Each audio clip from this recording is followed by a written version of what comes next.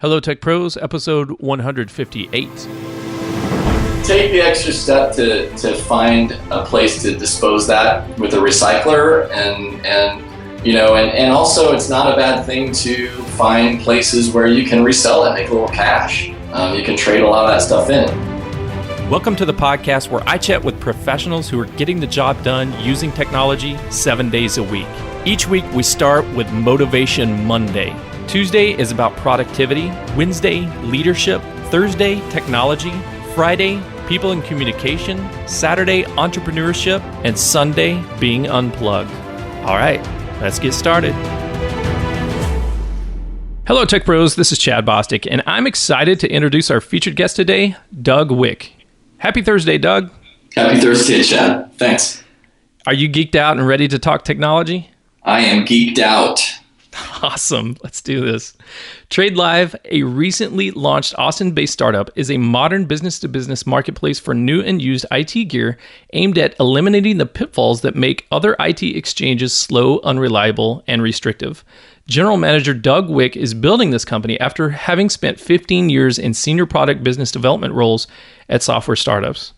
Doug, this is a pretty interesting marketplace and pretty interesting conversation that we're about to have, because I don't think we've had a guest on to talk about this problem. As I think of, when I go back to, working in the Fortune 100 companies that I worked in, we were not a technology company. We were an energy company, though we had our own data center, thousands of pieces of hardware, meaning physical servers there in the data center. And then, 10,000, 12,000 employees worldwide that each needed desktops and each needed, BlackBerries or iPhones or whatever. The whole equipment management process is something that to be quite honest, I did not give enough credit, duly deserved credit, to all the folks that kind of ran those departments and handled, the onboarding and the maintenance and repair and upkeep and then disposal of all that equipment. It's got to be a huge, tough job. Yeah, definitely. And I think, I think the tendency is with all of these things is to think that they've kind of been around forever, and they really haven't. The broad-based hardware market for technology and IT is, 20, 25 years old. So it's a relatively new market, and in particular, I think that a lot of the infrastructure for selling or buying used or new but overstocked or something gear is relatively new too. So I think that part of this, part of the idea behind this company and some of the things that are happening in the secondary market for IT gear in general are a timing thing, and that secondary market's reaching a point where it's a little bit more mature and starting to look more like other mature secondary markets, like, for instance, the used car market, which has been around for a really long time.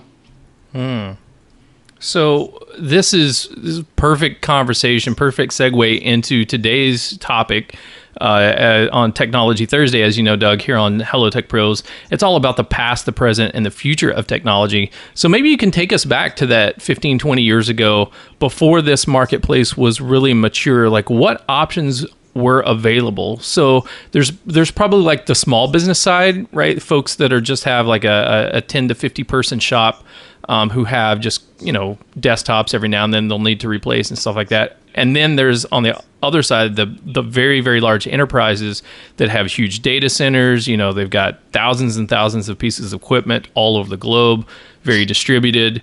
So what was the landscape, this marketplace, the secondary marketplace, like maybe 15 or 20 years ago? What options did companies have available to them? So yeah, it's interesting. 10 to 15 years ago, the secondary market for IT gear has been called, kind of a gray market for a long time. And I'd say 15 years ago, it was find some guy online and he'd come by and you'd sell him a trunk full of stuff, and he'd take it, go sell it to somebody else, and it was very immature. You often didn't know what you were buying or who you were selling it to. That was, probably the businesses of all sizes dealt with the gray market there. On the larger side, like if you're a major Fortune 100 company, there are companies that sprung up around that time to do what they call asset disposition, which is basically, I'm going to come in and let's say you decide to upgrade your entire internal network and all your servers. I'm going to come in and I'm going to get rid of all the old stuff, and I'll, frankly, most of it goes to recycling. A lot of it is considered to not have that much value and goes and gets recycled. The large companies contract all of that stuff out. But 15 years ago, it was less about sustainability or recycling. It was more about just getting rid of the stuff. Nowadays, things have changed. So a lot of those guys that were selling stuff out of their trunk 15 years ago now have, 10, 15, 20, $25 million companies that are legitimate businesses, and they're dealers that buy good stuff, and they know how to grab the stuff that's still good, and they know how to test it, refurbish it, make sure and put a warranty on it and get it back into the market. In the same way that a lot of, used car dealers do, right? They buy cars and they know the ones that are good from the ones that are bad, and they are able to recondition them and get them back into the market. So the market's matured a lot. Now, one of the things that's slowed that maturity is that, frankly, manufacturers aren't that interested in supporting it, and you can see why, right? Mm-hmm.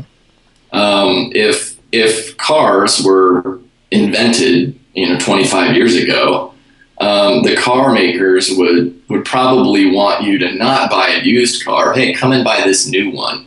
And I suspect that I haven't looked into the history, but I suspect in the early days of cars that happened a lot. The car makers probably tried to keep dealerships from featuring used cars and keep the used cars out of the market.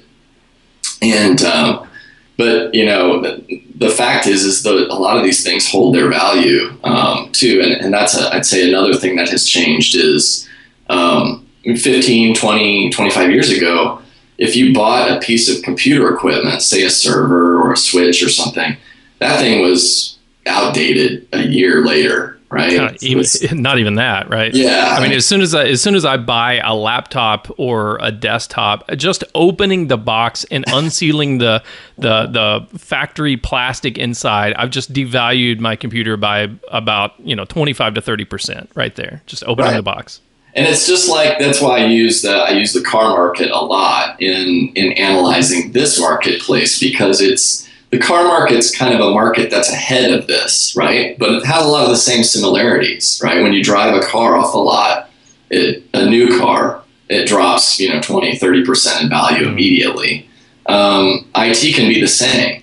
And so, a lot of the dynamics that you see now in this market are things that you probably saw 40, 50 years ago in the car market.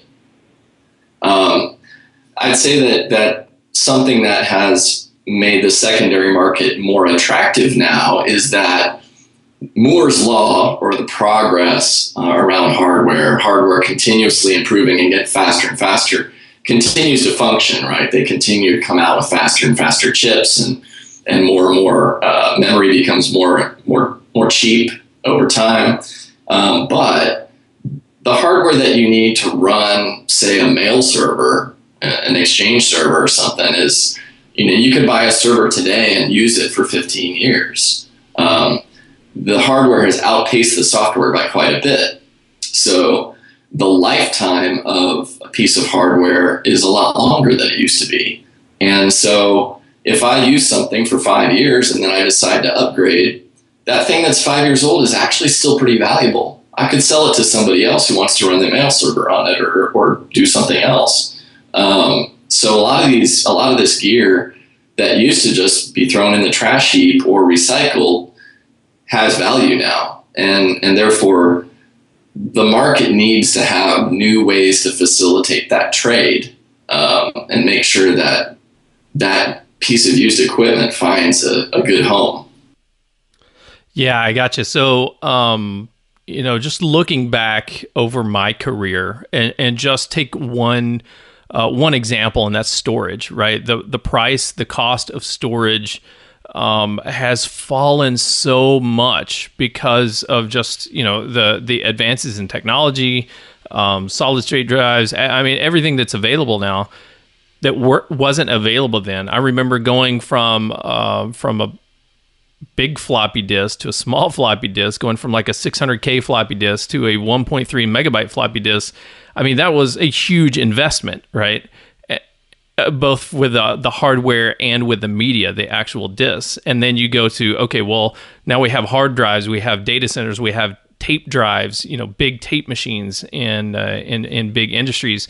And all of that stuff is super, super expensive to have, and to upgrade it to get to the next level, to double it from a gigabyte to 2 gigabytes or from 10 gigabytes to 100 gigabytes, along the way was really, really expensive. And it was a big process to move out the old thing, bring in the new thing, which was twice as small and had twice as much data on it. But still, like, the advances in software and the advances in like how much data we are producing kind of kept up with it. But now it sounds like, from your perspective, that Moore's Law is growing so fast, or making the computers so fast every year. You're every couple of years, you're doubling the amount of processor power or how much storage you have. But it sounds like the software at this point is not keeping up. So now that the hardware is lasting you longer, so you can make that investment, make that big, $50K investment in some rack of servers, and it's going to last you a lot longer than if you would have bought it maybe 20 years ago. Yeah, for most companies, I think, for high technology companies or healthcare tech companies, or some applications, you're going to continue to buy the latest and greatest. But if you're an energy company, or if you're just running office applications and you just need to store your company's data and you need to collaborate and work, a lot of that can be accomplished pretty easily with pretty cheap hardware.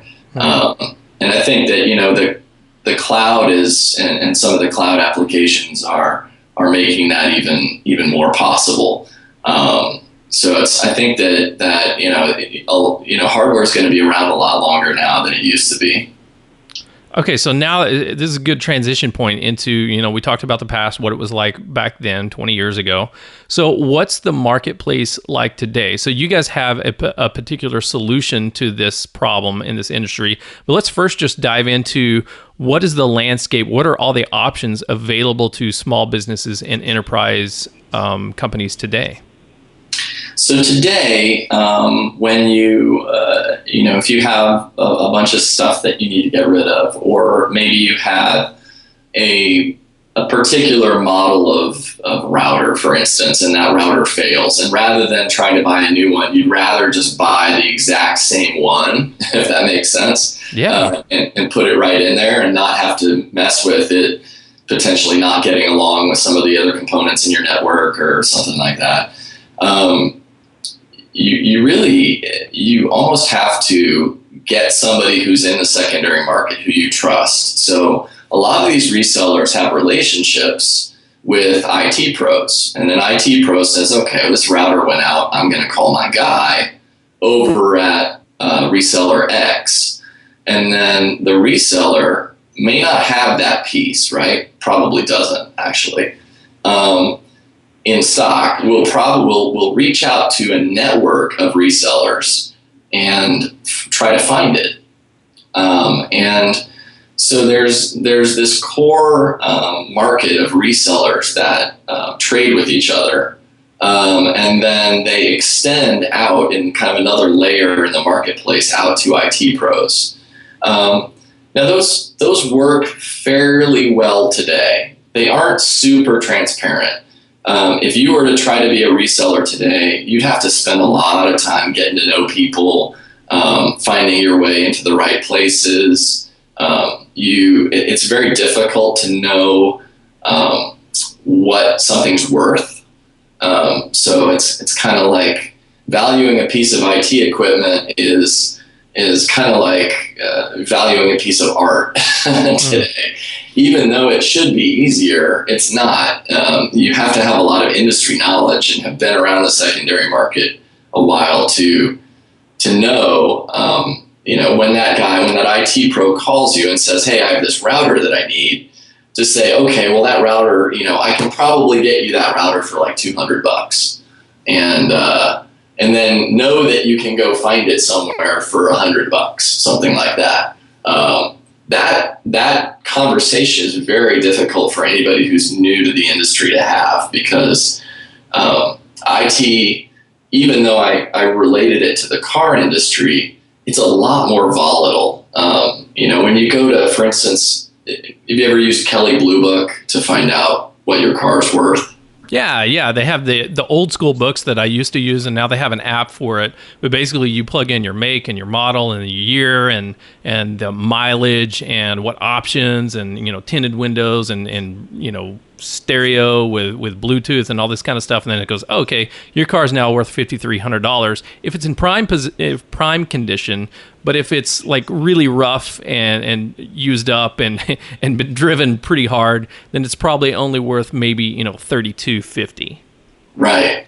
And they also ask you what you want to do with it too, right? Like, do you want to trade it in, or do you want to try to find a private buyer? So they're trying to kind of see, and so IT has exactly the same type of dynamics.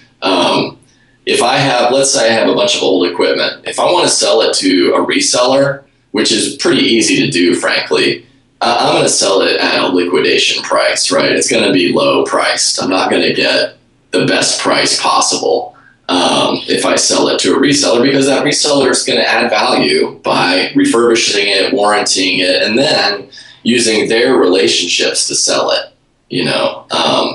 So but there isn't a Kelley Blue Book for IT today. No one knows. And so if you're an IT guy and you have, let's say you just did a huge network upgrade and you have pallets of stuff, you may have 20 pallets of stuff, and 15 pallets aren't worth anything. They should just be recycled.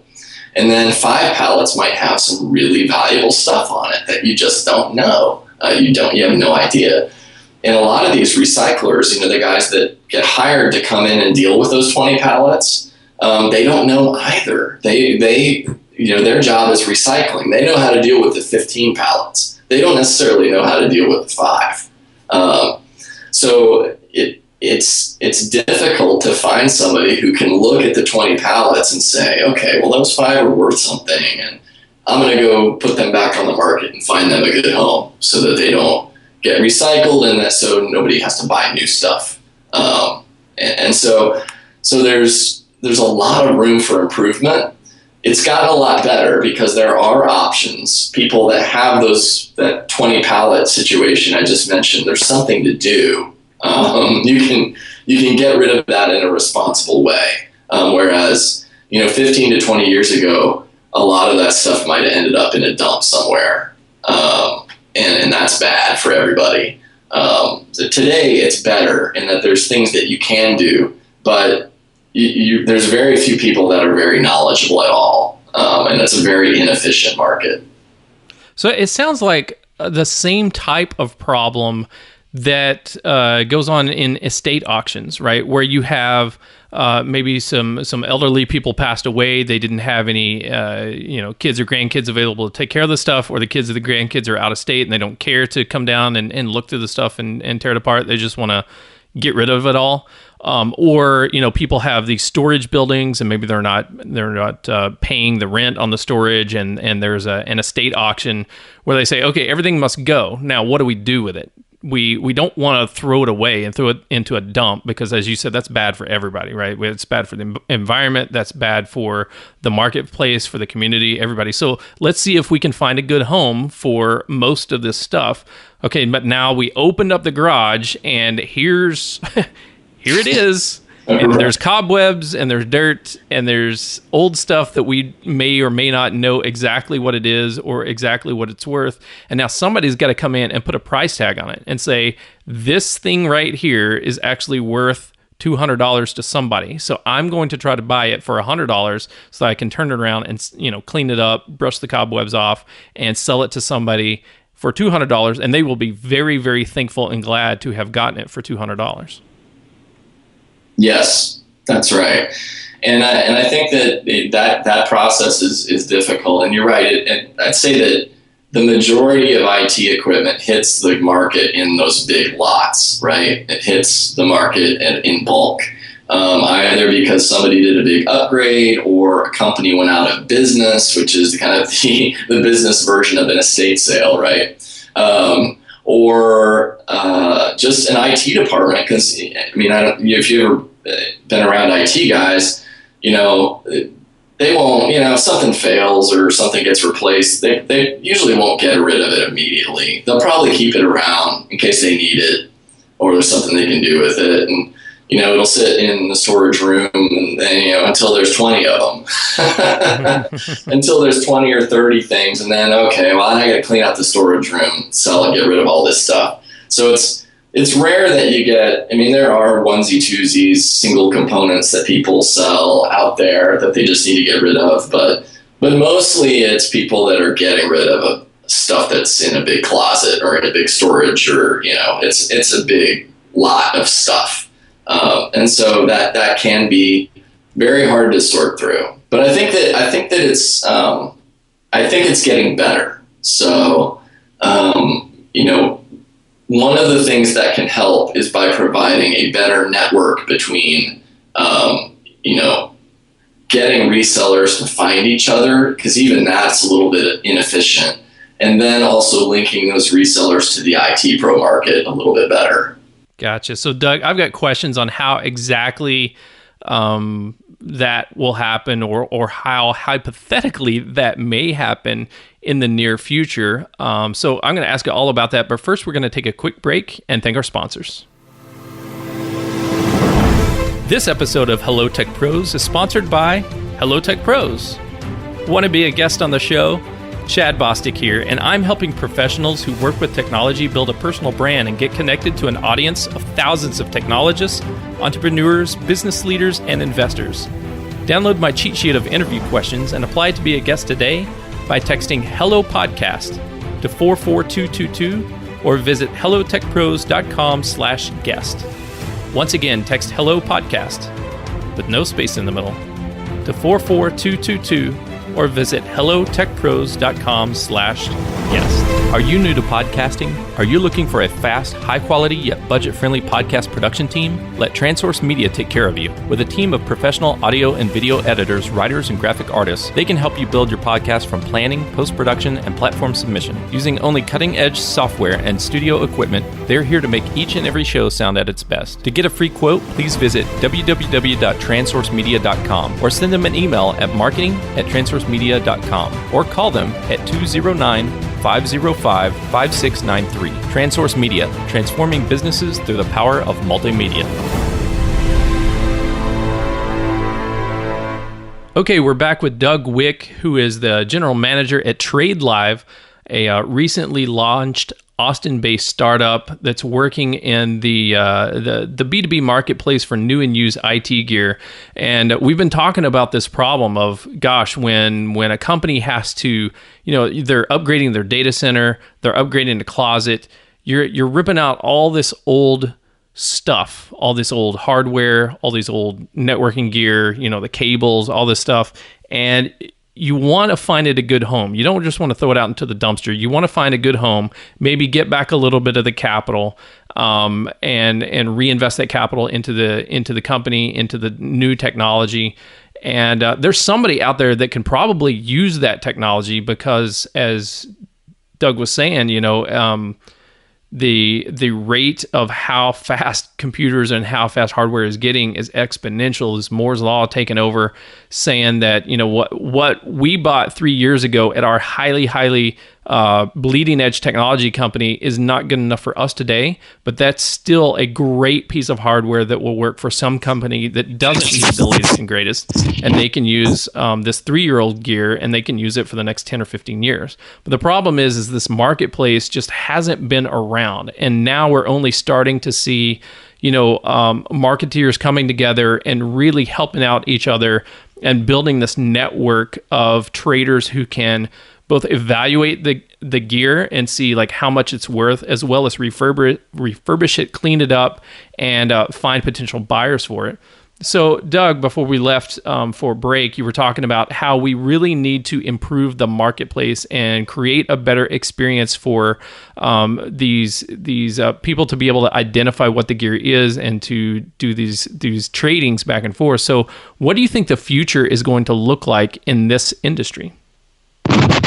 So I think that again, I will look to some of the probably the most mature secondary market we have out there, which is the auto market, right? That has similarities to this market in terms of the assets being the things that you're buying or selling being complicated, but and expensive, but also kind of commoditized. In terms of, a Honda Accord is a Honda Accord, a Cisco router is a Cisco router. Mm-hmm. So what you see in the auto market today is, and you see some of the innovations happening are around transparency and portability. And one of the companies I like to point to is CarMax, right? Right. Have you ever bought a car from CarMax? I have not, but I have had friends and family who have gone through the process. Yeah, so I've bought a couple cars from CarMax, and the things that are really nice about CarMax is that they, first of all the inventory is priced. So, and that's the price, and it's a good price. It is frankly the best price. And usually, and I actually bought a car recently from a used car dealer. The reason why I bought it from a used car dealer is because that car dealer has actually caught up with CarMax. The CarMax is driving the change. But they had posted a car on the internet for a known price that was competitive with CarMax, and I ended up buying that car. So there's this price transparency that comes with it, right? Some market efficiency around, okay, this is the quote unquote no haggle price. In IT today, there's still a lot of haggling. Because it's pretty inefficient.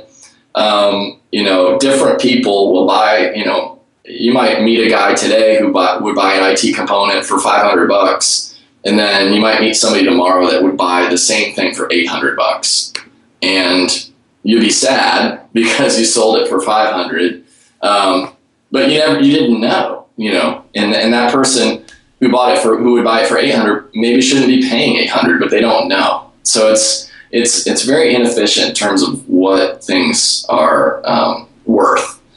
The other thing is that's really cool about CarMax is they have a network of dealerships, right? They have one here, you have a couple here in Austin, Texas, where I am. They have 2 or 3 in Houston, they have 3 or 4 in Dallas, a couple in San Antonio. When I look for a car in Austin, I can access the inventory of all the other dealerships, and they're willing to transport the car to me, based on, if I want it. If I want to test drive it, I can say, hey, that car in Dallas, can you bring it down here so I can test drive it? And so what I think you'll see is a lot more efficiency between dealerships, between these resellers, where, you'll be able to reach out and see inventory across different resellers and access it and get it to move your direction. And in IT, it's global, so it doesn't make sense to move a car much further than Dallas to Austin, right? Which is a 3-hour drive. But in a lot of cases, there may be 5 pallets of brand new overstocked Cisco routers sitting in Amsterdam. And it makes a lot of sense to ship them over to the United States where people will buy them. So a lot of IT gear can move all over the world and be, resold to somebody in different countries. And one of the things that is so exciting about making this more efficient is that a lot of this flow is from the used equipment from countries like the United States and from European countries is being bought and used in developing countries. So if I'm in Africa, if I'm building a small company in Rwanda or something, and I need I need a server. I don't want to buy a new server. I can't afford it. But I could buy an 8 or 9 year old server that's completely adequate for my needs from a European country and have it shipped down and use it down there.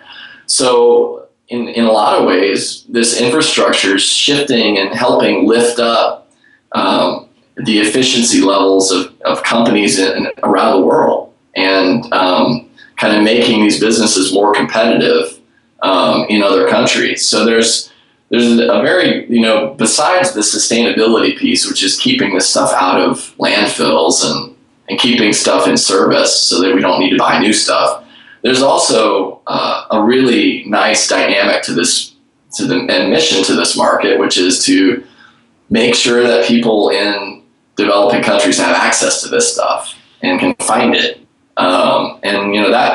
That level of kind of efficiency, that dynamic is really in its infancy. So 10, 15 years from now, I think you're going to see that stuff flying around the globe much more easily. And that's exciting. Man, I think that is a noble business to get into, right? Which is, we have all these developing countries where they don't have the infrastructure that developed countries have. And if we're not using it, it's better to go to a developing country, and it will create so many jobs. It will create so much information, so much transparency into the world. And not just, waste natural resources because we're just, take that equipment, grind it up and try to reuse some of the plastic or reuse some of the metals out of it. Other than that, it's a complete waste. No, if we can give it to somebody who can actually use it, or sell it to someone at a reduced price that can actually use it and use that investment to really build a new economy in their country, in a developing country, man, that's an amazing vision. I love that vision. So, Doug, how big is this industry overall? Like, how are we talking in the billions of dollars? How big is this secondary IT market? It's really big. If you do a search online, you'll see a lot of speculation. Again, because it's still a little bit opaque to the outside, and when you're in it, you can only see so far. Because it's a little inefficient and lacks transparency today. But some people have valued it in hundreds of billions of dollars. The asset disposition market, which is those big companies that help the Fortune 500, Fortune 1000 deal with all their used IT stuff and install new stuff. Mm-hmm. That has its own Gartner quadrant, and that the value of that market is in the tens of billions of dollars by itself. Mm. And that's just a little bit of, those are just a few companies, that do that. It doesn't take into account the literally thousands of resellers globally that are doing, anywhere between 50 million to 500 million in revenue a year. So there is a lot of money out there moving around, and like I said, with the active life of hardware getting longer and longer, that market's only going to grow. Wow, I think this is just, from my perspective, at least in my history and the discussions I've had, this is a sorely under-discussed topic and undervalued segment of the market, of the overall IT marketplace, right? Because apps are sexy and mobile is sexy, and big data and IoT, those are all hot topics, and droning, that's all super, super neat, and virtual reality and augmented reality, all that stuff is so, like, I don't know, futuristic sounding. But really, when we're talking about, we have old equipment, it's kind of the unsung hero, right? And this older equipment marketplace, worth in the tens to hundreds of billions of dollars. Man, it's just, I think somebody needs to be talking about it more and figure out how to build some efficiencies into that marketplace. Yeah, well, we're excited about it, and this is really why I work in technology. And I think my personality is I'm not really drawn to, I'm not, outside of a few excellent podcasts that I do a part of, I'm not really drawn to the spotlight. I'm not drawn to a lot of the faddish technology stuff. I think that's also a characteristic of the Austin tech scene, which has it's a tech scene that works on the less sexy problems. And you know, in contrast to Silicon Valley, which works on probably a lot of bigger problems, but also tends to be driven by shiny objects. Austin is much more focused on some of these issues that sometimes don't get ignored by, or don't get as much time in other places. But yeah, this is a big deal. I think that one of the things I will say is that our approach is not without its appeal in terms of some shiny objects, and since it is Technology Thursday, I have to throw out a little bit of kind of how we're tapping into some of the newer stuff to change how trading is done, not just in the IT market, but also in other markets potentially. And that is when you have trades like this where you're buying or selling IT equipment, or you're buying and selling auto parts, or you're buying and selling anything that's used and needs to be resold.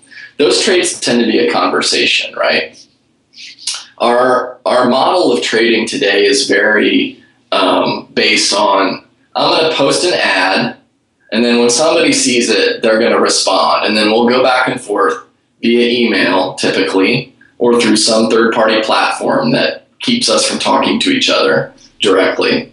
And then we'll come to terms and we'll do a deal. Mm-hmm. Our approach is that every trade is a conversation, and that you get a lot of what you're seeing in an interesting trend in tech today, and this is in startups and it's in a lot of places, is this focus on immediacy. Like I'm not going to wait. I'm going to log into a kind of a chat client, and I'm going to say, hey, I need this part. And you're basically going to tap into a number of dealers that are online at the time. And instead of posting and waiting for them to get back to you, they can respond to you immediately. And then you can say, okay, well, you three, how about this? And you can start to have individual conversations with them. And in the space of 3, 4, or 5 minutes, you might have a deal done, and you might have found the router that you need. I think there's huge potential in a lot of the chat networks that are, Facebook Messenger just recently opened up to developers, and Siri from Apple, they just moved Siri onto Mac OS. It's not just on mobile devices anymore. A lot of these verbal interfaces and written interfaces are starting to become the norm for people. And I think that could change the face of trading as well. Imagine if have you ever used StubHub before to buy tickets? Like tickets? Oh yeah, of course. Imagine if you went on StubHub, and instead of posting your tickets, you said, hey, I have a couple tickets, and there were people that could be notified immediately that maybe had posted their desire to buy those tickets or were just wired in because they were kind of thinking about maybe buying them. And you could literally have 3 or 4 offers on those tickets and sold those tickets within a couple minutes versus this extended, like, okay, I've got to post them and then I've got to wait for people to get, and then, okay, my price is too high. I've got to lower my price, and it lowers kind of stepwise, and hopefully you eventually sell the tickets. I think there's an opportunity to make trading online a lot more efficient. And so our name is TradeLive because we can't just come in and say, hey, here's a new place to buy or sell IT equipment. There's actually been a lot of places to do that online for a decade. You have to come in and say, not only is here's a way to do it, but here's a new way to do it and a better way to do it, a way that will drive a different type of efficiency into this network. And we think we can do that. So I'm going to geek out on you really, really bad here for just a moment. So it sounds like that what you're doing is very similar to what I've seen in MMO. So massively multiplayer online games, right? Where you have these marketplaces where you can buy and sell like weapons and armor and stuff like that, and you can post it up there and just wait for a transaction, or your character can just kind of shout it out and say, hey, I found this magical sword, it does plus 500 damage, it's awesome against trolls, anybody want it? And if anybody is around that wants it, especially in like the communities, in the hubs, in the marketplaces, like where all of the other characters congregate, then there's probably somebody out there that's very interested in it. And they say, yo, I want that. How much you want for it? And then there's a conversation that's happening in live, in real time, in the chat, in the game, as opposed to just posting it to their like internal Craigslist type of marketplaces where you're just posting a potential item, right? Or posting an item for a potential transaction and waiting to see if somebody picked it up or not. I absolutely love that. I love that example. With your permission, I'm going to use that. But that no problem. Just give credit to hellotechpros.com, the Hello Tech Pros podcast. I will. That's great. That's a perfect example of the dynamic that I think we can create, and it's driven because in the same ways that you've got people gathered inside of a massive role playing game, right, where everybody's kind of plugged in. We're all plugged in now, right? We all have mobile devices. We are all reachable to have these conversations. We don't have to be. It's no longer like sitting in front of a chat client and having to be right there all the time. Like I can today, for both business and personal, I can have a conversation, shut my laptop, an app fires up on my mobile device. I can continue to have the conversation as I walk to my car, and I'm having my side of this conversation without the other person having any idea where I am or what I'm doing. And I think that because of where we are with mobile and with the integration, the cross-platform integration of apps that we can produce for people that are interested in doing it, of which there are quite a few actually for a lot of these business needs, is time is money to these businesses. So they're interested in concluding these conversations really quickly. For the people that are interested in participating, they can be having these conversations all the time. And it's not that just trades are conversations. Trades are conversations that are always happening, and that you can access all the time through whatever device you have with you. So I think that, it's not just about trying to bring something new and cool to an old market. It's also timing it with where people are with the mobile revolution and the ability to do these things no matter where you are, and just have them be seamless. Fascinating conversation. A fascinating marketplace in a huge industry that I guess I just hadn't thought about how big the potential was. Unfortunately, we're going to have to wrap this conversation up. But before we go, Doug, can you share any parting words of wisdom for our audience? The best way that we can connect with you, and then we'll say goodbye. Awesome. Well, thanks for having me, Chad. I appreciate it. And I'd say just how this relates to, I think, everybody's lives is, I think that I'd encourage everybody to kind of take that extra step the next time your phone goes out of commission, or you need to upgrade your phone, or you happen to have one of your kids shatter a plasma TV like I had a couple weeks ago. Take the extra step to find a place to dispose that with a recycler, and also it's not a bad thing to find places where you can resell it, make a little cash. You can trade a lot of that stuff in. I think it's just kind of a good thing. I mean, that kind of relates to everybody. For the IT pros listening, obviously you should come to TradeLive. But for everybody in their everyday lives, I think there's good ways to get rid of your electronics that are, might find it in a good home with somebody else, or might find it responsibly recycled. In terms of reaching out to me, you can tweet me at Doug Wick. DOUGWICK. That's a good way to get me. Or you can, let's see, you can, website? Listen to this, you can might as well email me at doug@tradelive.com if you're interested in talking to me more. Well, Doug, thank you so much for joining me on Hello Tech Pros today. I really value this insightful conversation into this marketplace that I really undervalued and I hadn't really thought about until today.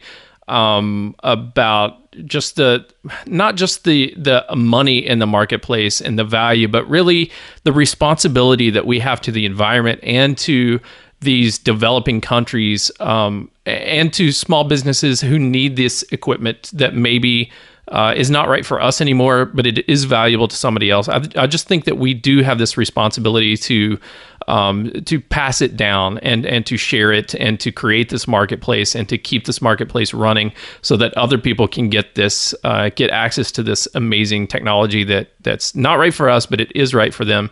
So thank you for coming on the show and sharing that with us today. Thanks, Chad. Thanks for having me. I appreciate it.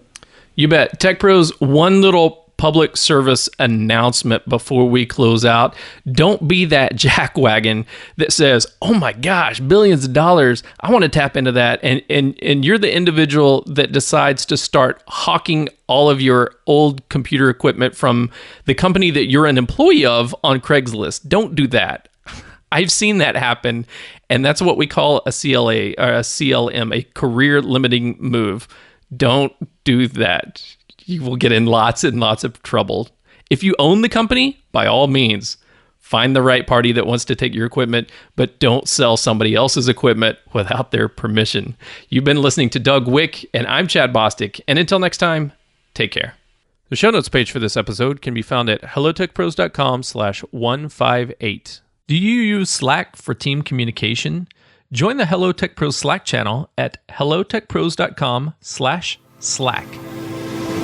If you enjoyed this episode, please leave a review, subscribe to this channel, and check back tomorrow. This has been Technology Thursday, but tomorrow my featured guest and I discuss people and communication. On Saturday, we talk entrepreneurship, Sunday, being unplugged, Monday, motivation, Tuesday, productivity, Wednesday, leadership, and back again on Thursday to discuss technology once again. And I'll talk to you tomorrow.